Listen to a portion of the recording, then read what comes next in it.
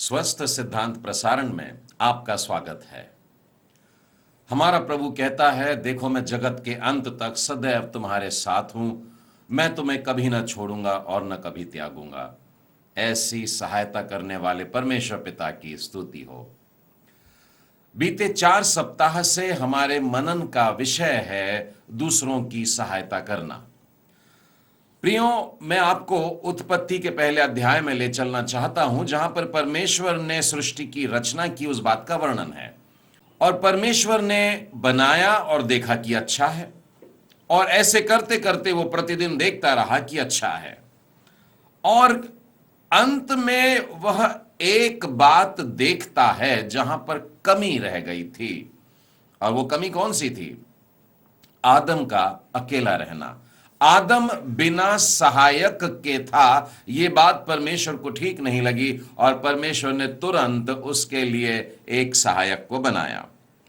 संसार में ऐसा कोई भी व्यक्ति नहीं है, न पुरुष न स्त्री, जिसे इस दुनिया में किसी की भी आवश्यकता नहीं पड़ी हो, कि कभी किसी की मदद की जरूरत न पड़ी हो। ऐसा कोई भी शख्स नहीं होता है। हम सबको कभी ना कभी किसी न किसी की छोटी बड़ी मदद की आवश्यकता जरूर होती है। मनुष्य स्वभाव से थोड़ा स्वार्थी हो गया है। इस कारण से होता यह है कि वो कुछ भी देने की बजाय लेना पसंद करता है। मदद देने की पारी जब आती है तो सोचता है, लेकिन जब मदद चाहिए होती है तो बहुत सारी अपेक्षाएं रखता है कि उसे लोगों से कुछ प्राप्त हो जाए। अब तक हम लोगों ने इस विषय को लेकर के 4 पाठ सीख चुके हैं। हाउ नॉट टू हेल्प, सहायता कैसे ना करें। Lesson number 1, do not consider charity optional. पहला पाठ था, परोपकार को विकल्प न समझें। Lesson number 2, do not think you own anything. यह न सोचें कि आप मालिक हैं। Lesson number 3, do not be stingy. तीसरा पाठ था, कंजूस न बने। Last week we saw the lesson number 4, do not always wait for group action. पिछले सप्ताह हम लोगों ने चौथा पाठ सीखा था, और वो था, हमेशा सामूहिक कार्यवाही के लिए इंतजार न करें। Today we shall see lesson number 5। आज हम लोग 5वां पाठ सीखने जा रहे हैं, हाउ नॉट टू हेल्प, सहायता कैसे न करें। Do not be over cautious in choosing beneficiaries. 5वां पाठ, लाभार्थियों के चयन में बहुत अधिक सतर्कता न बरतें। मैं इसे फिर दोहराता हूं, सहायता कैसे न करें। 5वां पाठ, लाभार्थियों के चयन में बहुत अधिक सतर्कता न बरतें। प्रियो, यह अवश्य है कि हम पता लगाएं कि कौन सचमुच जरूरतमंद है, कौन व्यक्ति है जिसको आवश्यकता है, कितनी आवश्यकता है, किस तरह की उसको मदद की जरूरत है। परंतु होता यह है कि यह खोजबीन करने में, यह बात में सावधानी बरतते समय हम कई एक ऐसे लोगों की उपेक्षा कर बैठते हैं जो वास्तव में मदद के अपात्र थे, जिनको जल्दी मदद की आवश्यकता थी। ऐसे लोग हमारी सूची से छूट जाते हैं। मैं ऐसा क्यों कह रहा हूं? प्रभु यीशु मसीह ने मत्ती रचित सुसमाचार के 25वें अध्याय में एक बड़ी विचित्र सी बात कही है, और उसमें यूं लिखा है, मत्ती 25 और उसके 35 में। यहां पर हम देखते हैं कि परमेश्वर ने मानो मनुष्यों को 2 भागों में खड़ा रखा है। भेड़ें हैं एक तरफ और दूसरी तरफ बकरियां हैं। और वहां पर वो एक समूह से कह रहा है, मैं परदेशी था और तुमने मुझे अपने घर में ठहराया। और वो दूसरे समूह को, जिनको दंड मिल रहा है, उनसे कहता है, मैं परदेशी था और तुमने मुझे अपने घर में नहीं ठहराया और इस प्रकार से मेरी सुधि नहीं ली। प्रभु यीशु यहां पर कह रहे हैं कि मैं परदेशी बनकर आया। परदेशी बनकर आया का मतलब है कि तुम मुझे नहीं जानते थे, अर्थात मैं तुम्हारे लिए अनजान था। प्रभु यीशु कह रहे हैं, मैं अनजान बनकर के तुम्हारे बीच में आया और तुमने मेरी सहायता नहीं की। मैंने देखा है साधारणतः हम लोग अपने जान पहचान वालों की मदद करने के लिए देरी नहीं करते हैं, परंतु यदि कोई अनजान व्यक्ति आता है तो हम 4 प्रश्न करते हैं, उसकी आवश्यकता को जांचते आंकते हैं और फिर ले देकर एक छोटा सा पैसा उसके हाथ में देकर के थमा कर भेज देते हैं। प्रभु यीशु यहां पर कह रहे हैं अनजान बन करके आया। कौन आया? प्रभु यीशु। बाइबल हमें इस बारे में कुछ चिताती है। मेरे साथ में खोलिएगा इब्रानियों की पुस्तक और उसका 13वां अध्याय। इसके दूसरे वचन में यूं लिखा है, अतिथि सत्कार करना ना भूलना, क्योंकि इसके द्वारा कुछ लोगों ने अनजाने में स्वर्ग दूतों का आदर सत्कार किया है। देखिए, अनजाने में लोगों ने जिसकी सेवा की, यह सोचकर कि यह अनजान व्यक्ति है, यह जान पहचान वाला नहीं है, यह परदेशी है, लेकिन वास्तव में बाइबल कहती है उन्होंने स्वर्गदूतों का आदर सत्कार कर लिया। यदि आप गौर करें, पहले वचन में लिखा है भाईचारे की प्रीति बनी रहे। हम लोग अपने लोगों के बीच में सेवा कार्य बहुत अच्छे से करते हैं। मैंने कहा है कि जाति भाइयों के बीच में हमारा बड़ा नाम है, लेकिन जो अन्य जाति के लोग हैं या जो अनजान लोग हैं जिनको आप बिल्कुल नहीं जानते, बाइबल उनके लिए भी कह रही है कि तुम उनके साथ में भी भाईचारा रखो। अपने भाई बहनों की तरह उनके साथ में भी हम लोगों का व्यवहार होना चाहिए। अनजान शब्द से यहां पर तात्पर्य है वे लोग जिनके बारे में हमको बहुत कम मालूम है या शायद मालूम ही नहीं है।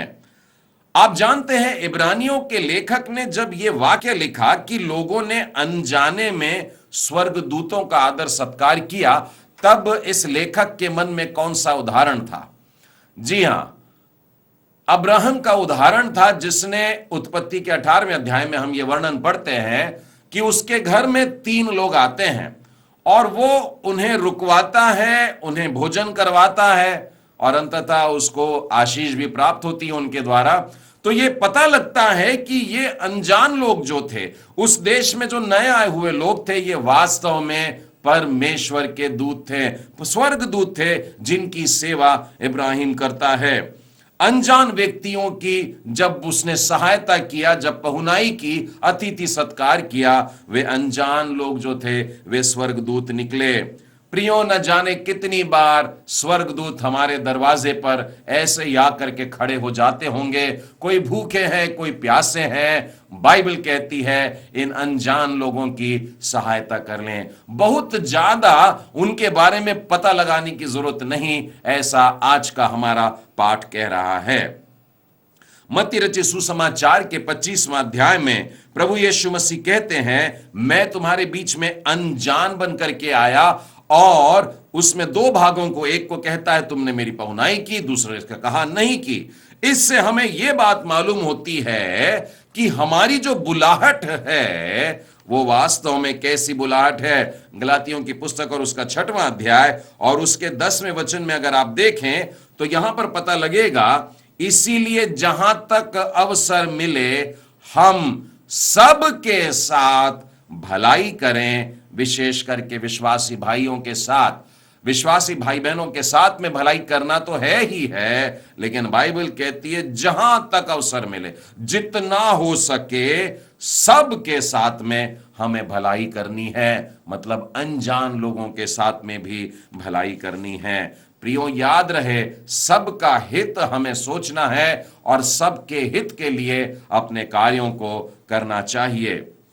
मैं आपको एक और वचन सुनाना चाहता हूं, पहला थिस्सलुनीकियों उसका 3रा अध्याय और उसका 12वां वचन। यहां पर यूं लिखा है, और प्रभु ऐसा करे कि जैसा हम तुमसे प्रेम रखते हैं, वैसा ही तुम्हारा प्रेम भी आपस में, इसका मतलब है विश्वासी भाई बहनों के बीच में और सब मनुष्यों में, मतलब अन्य जातियों में भी और अनजान लोगों में भी क्या तुम्हारा प्रेम और साथ ही साथ बढ़े और उन्नति करता जाए।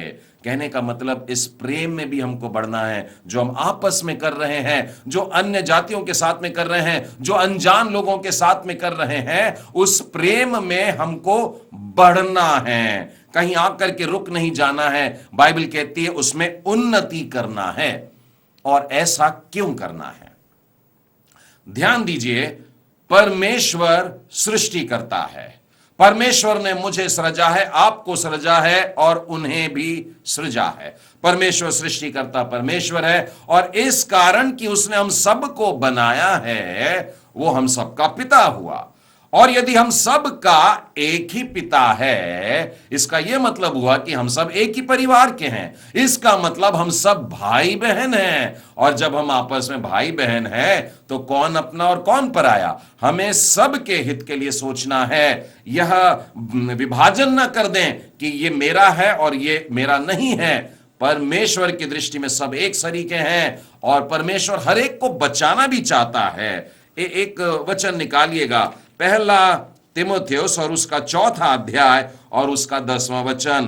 क्योंकि हम परिश्रम और यत्न इसलिए करते हैं कि हमारी आशा उस जीवते परमेश्वर पर है, जो सब मनुष्यों का और निज करके विश्वासियों का उद्धार करता है। जिसने विश्वास किया उसका तो उद्धार होता ही है, लेकिन बाइबल ये बात कहती है कि परमेश्वर उनका भी उद्धार कर रहा है। उनका मतलब सब लोगों का, जिन्हें मैं और आप आज के दिन अनजान लोग कह रहे हैं। परमेश्वर उनका भी परमेश्वर है। परमेश्वर उनका भी बनाने वाला परमेश्वर है।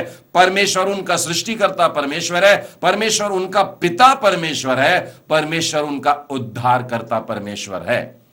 और जब हम देख रहे हैं कि परमेश्वर उनका पिता हुआ है, तो इसी सच्चाई में आगे बढ़ने की जरूरत है। मत्ती रचित सुसमाचार उसका 5वां अध्याय और उसके 45वें वचन में लिखा है, क्योंकि वह भले और बुरे दोनों पर अपना सूर्य उदय करता है और धर्मी और अधर्मी दोनों पर मेह बरसाता है। यह सूर्य की जो रोशनी है, यह क्या केवल विश्वासियों के लिए परमेश्वर देता है? अविश्वासियों के लिए भी है। ये जो बारिश की ठंडी बूंदें आती हैं, जो जमीन में से फसलें उपजाती हैं, ये क्या केवल धर्मियों के लिए है? परमेश्वर ने अधर्मियों को भी इस आशीष में शामिल किया है। परमेश्वर इस प्रकार से कर रहा है। अब इसीलिए हम लोगों के लिए यह आह्वान के रूप में है। 48वां वचन देखिए क्या कहता है, इसीलिए चाहिए कि तुम सिद्ध बनो जैसा तुम्हारा स्वर्गीय पिता सिद्ध है। परमेश्वर की तरह हमें भी सिद्ध बनने के लिए कहा जा रहा है। और ये इन वचनों के बाद में वचन आ रहा है। इसका मतलब मुझे अपने जाति भाइयों से प्रेम करना और उनकी सहायता करना है, साथ ही अन्य जातियों के साथ में भी प्रेम करना, उनकी सहायता करना है, साथ ही जो अनजान लोग मेरे राह में आ जाते हैं उनकी भी सुधि लेना है, उनकी भी पहुनाई करना है, उनका भी अतिथि सत्कार करना है, उनकी सहायता करने के लिए। अब जैसे बाइबल कहती है, मुझे ये नहीं सोचना है कि क्या ये धर्मी व्यक्ति है, मैं इसकी सहायता करूंगा, अधर्मी की नहीं, ऐसी बात नहीं है। यह इस प्रकार से हमारा सोचना सही नहीं होगा कि अच्छे लोग कौन है, बुरे लोग कौन है, कि कौन धर्मी कौन अधर्मी, ऐसा भेदभाव बिल्कुल नहीं करना है। हां प्रियो, बाइबल तो हमको यह भी सिखाती है कि हमें अपने दुश्मनों से भी प्रेम करना है। प्रेम करने का मतलब सहायता करने के लिए भी, अपने दुश्मनों की भी सहायता करने के लिए बाइबल सिखा रही है। आप कहेंगे कि हां, नए नियम में ऐसा होता है। नहीं, मैं आपको पुराने नियम से भी उदाहरण बताना चाहूंगा कि बाइबल का परमेश्वर हमें अपने बैरियों से भी प्रेम करने के लिए, और जब जरूरत में पड़ते हैं तो उनकी सहायता करने के लिए बोलता है।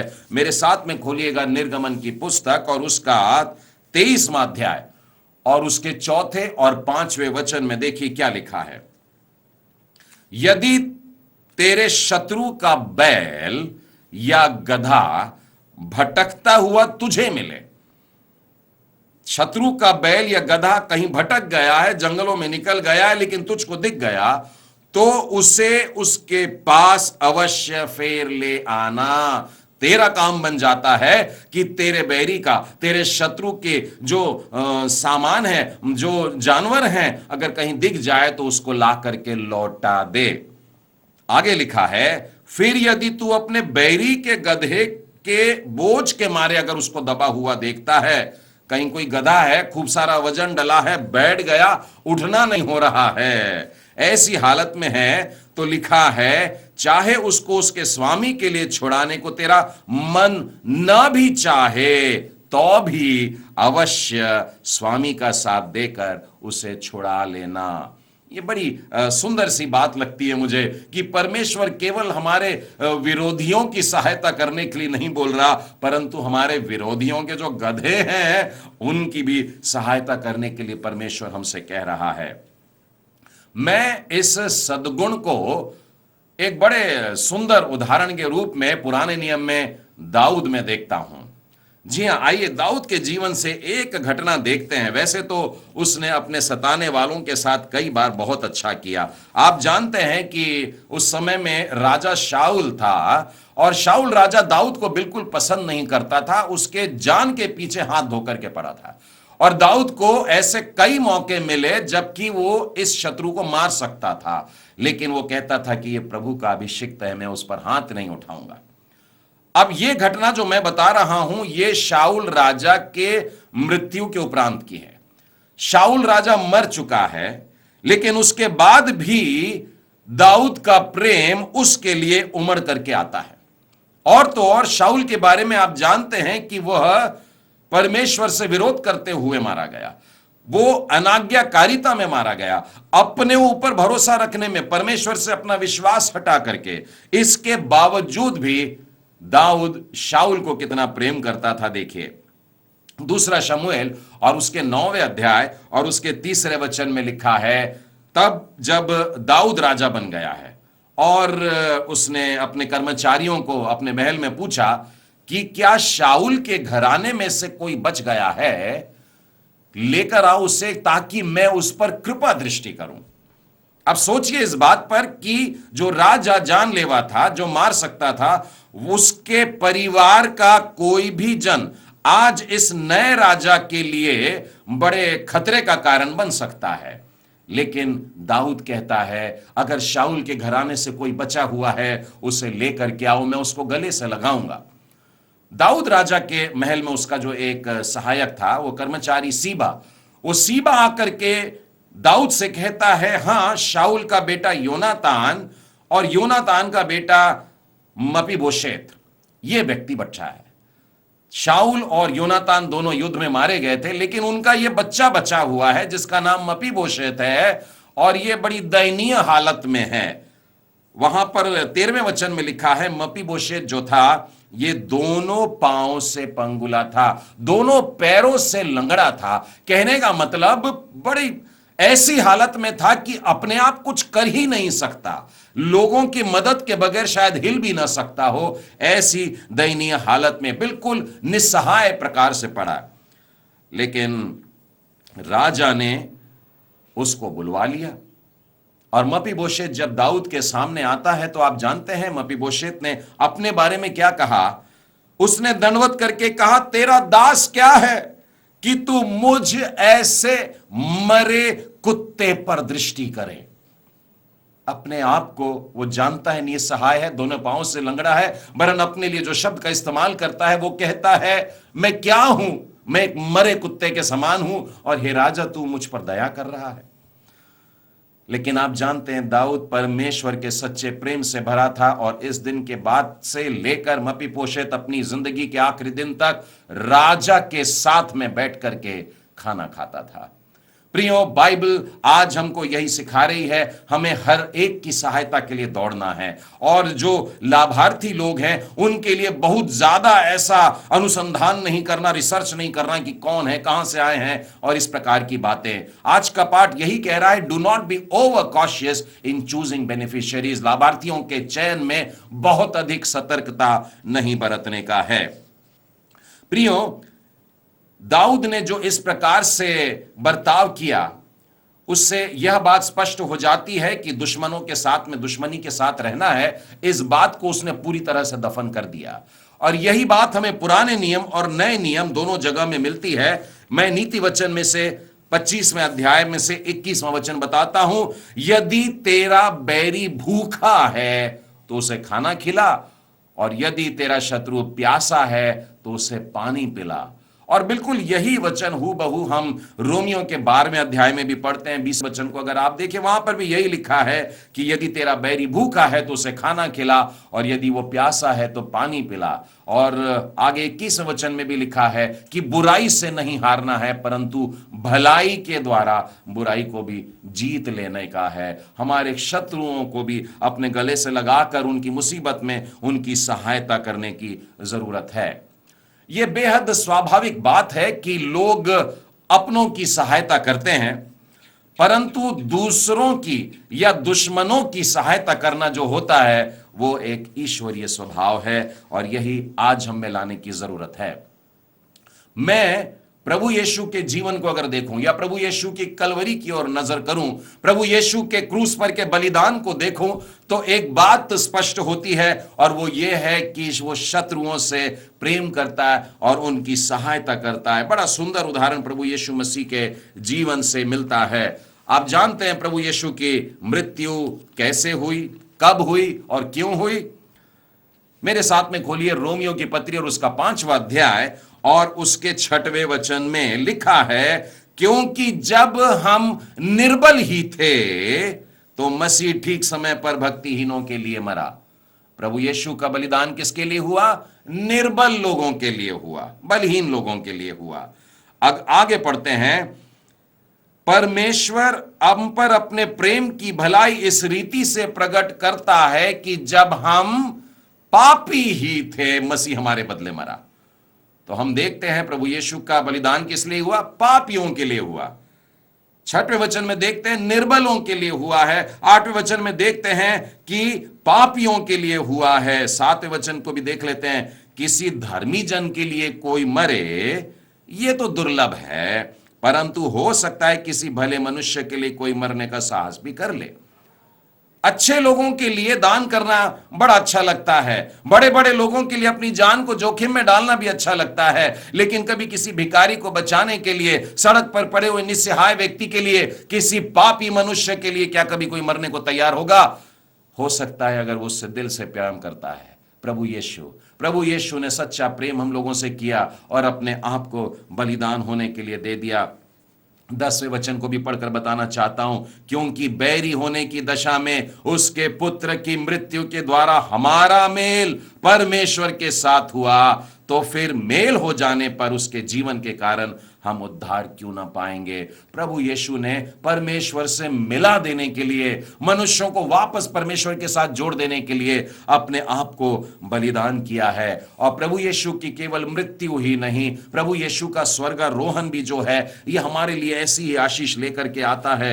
मैं आपको भजन संहिता के 68वें अध्याय और उसके 18वें वचन में से बताता हूं, तू ऊंचे पर चढ़ा, तू लोगों को बंधुआई में ले गया, तूने मनुष्यों से वरन हठीले मनुष्यों से भी भेंटें ग्रहण की, जिससे यह परमेश्वर उनमें वास करे। और इसी वचन को हम इफिसियों के 4 अध्याय 8वें वचन में भी देखते हैं कि किस प्रकार से प्रभु यीशु का केवल बलिदान ही नहीं, प्रभु यीशु मसीह का स्वर्ग पर उठा लिया जाना भी लोगों के लिए आशीष का और उसकी सहायता का कारण बना। प्रभु यीशु मसीह का जीवन पूरा प्रेम से भरा है। उसने प्रेम किया है, प्रेम किया है, प्रेम किया है। पूरा जीवन प्रभु यीशु का इस प्रकार से भरा। इसलिए प्रियो, हम जो मसीह के कहलाते हैं, हम में भी यही प्रेम चाहिए कि हम सब के साथ और विश्वासी भाइयों के साथ में भी और सब लोगों के साथ में भी यही प्रेम बना रहे। मैं आपको एक ऐसा उदाहरण बताना चाहता हूं जिसमें एक समाज व्यवस्था की कुछ बात जुड़ी है, कुछ रुकावटें हैं। कभी कभी संस्कृति कुछ ऐसी बातों को ले आती है कि सहायता करने में रुकावट सी हो जाती है। और मैं आपको लूका के 10वें अध्याय में लेकर के चलूंगा और वहां से उदाहरण बताना चाहूंगा। पहले आपको बता दूं कि यहूदी लोग और सामरी लोगों में आपस में किसी भी प्रकार का मेल जोल नहीं रहता था, मित्रता नहीं रहती थी, कोई संबंध नहीं रखते थे वे आपस में। यहां तक कि अगर आपने यूहन्ना के 4 अध्याय में प्रभु यीशु जब उस सामरी स्त्री से पानी मांगते हैं, गौर किया, यीशु ने कहा मुझे पानी दे, उस स्त्री ने कहा तू यहूदी होकर के मुझ सामरी से पानी मांग रहा है। तो आप अंदाज लगा लीजिए कि किस प्रकार की दूरी थी यहूदियों में और सामरियों में। लेकिन जब अच्छा सामरी का मैं दृष्टांत देखता हूं तो एक सामरी व्यक्ति ने जरूरत में पड़े यहूदी को सहायता करने के लिए इन सारी दीवारों को गिरा दिया और जाकर के उसकी बड़ी अद्भुत रीति से सहायता और मदद करी। प्रियों, ध्यान रहे, किसी की सहायता करने के लिए मन में यह प्रश्न मत आने दीजिए कि वो काला है कि गोरा है, कौन से धर्म का है, कौन सी जाति का है, कौन से प्रांत का है, कौन सी बोली का है, क्या मेरा है तेरा है, ऐसा नहीं। परंतु सहायता करने के लिए टूट पड़ो। गरीबों की सहायता करने की आड़ में मैं चाहता हूं कि आप इस बात को फंदा ना बनाएं कि लोगों को सुसमाचार सुनाने का है। आप सहायता करने का केवल एक ही उद्देश्य रखिए, एक ही कारण रखिए कि उसकी सहायता करना है कि वो एक गरीब व्यक्ति है और मुझे उसकी सहायता करना चाहिए। व्यवस्था विवरण की पुस्तक और उसके 15वें अध्याय के 11वें वचन में लिखा है, तेरे देश में दरिद्र तो सदा पाए जाएंगे, इसलिए मैं तुझे यह आज्ञा देता हूं कि तू अपने देश में अपने दीन दरिद्र भाइयों को अपना हाथ ढीला करके अवश्य दान देना। तेरे इर्द गिर्द, तेरे आसपास, तेरे देश में, तेरे रहने के स्थान में बहुत से गरीब लोग हैं, तो उनकी सहायता करना। प्रियों, बहुत जरूरी है कि हम दानार्पण करना, धर्मदान करना और इस प्रकार से लोगों की सहायता करना, इसके द्वारा हम लोगों को विश्वास में लाने की घूसखोरी या शोषण ना करें। ऐसे ऐलान मत करिए कि जो बपतिस्मा लेने के लिए आएगा उनको नए नए कपड़े दिए जाएंगे। ऐसी बात नहीं है। परमेश्वर हमसे क्या चाहता है, मत्ती रचित सुसमाचार के 12वें अध्याय में आपको लेकर के चलता हूं और उसके 6वें और 7वें वचन में प्रभु जी हमसे यूं कह रहे हैं, मैं तुमसे सच कहता हूं कि यहां वह है जो मंदिर से बड़ा है। यदि तुम इसका अर्थ जानते, मैं दया से प्रसन्न होता हूं, बलिदान से नहीं। अर्थात मंदिर से भी बढ़कर के कोई बात है जो प्रभु यीशु हमसे कहना चाह रहे हैं। तुम जो धार्मिक बातों को लेकर के, धर्म के प्रचार की बातों को करते, उससे ज्यादा, इस बलिदान से ज्यादा मैं दया चाहता हूं। प्रियों, यदि आप किसी संस्था के द्वारा मदद करना चाहते हैं, उनकी जाकर के भी मदद कर सकते हैं। अन्य जाति संस्था है तो भी आप कर सकते हैं, कोई रुकावट नहीं। सिर्फ इतना ध्यान रखें इस बात का कि उनके उद्देश्य बड़े स्पष्ट हों और वे सेवा करने में बेदाग हो। हम बेशक लोगों की सहायता करें, खुल करके दान करें, लेकिन खुल करके दान करने का यह मतलब नहीं है कि पैसे लुटाते रहें। जरूरत को देख करके करिएगा, प्रार्थना पूर्वक करिएगा, लोगों से सलाह लीजिएगा, जल्दबाजी में जाकर के किसी की मदद ना करें, विचार विमर्श करें, परख करके लोगों की सहायता करें। हाउ नॉट टू हेल्प, सहायता कैसे न करें। Do not be over cautious in choosing beneficiaries, लाभार्थियों के चयन में बहुत अधिक सतर्कता न बरतें। परमेश्वर पिता आप सबों को आशीष दे।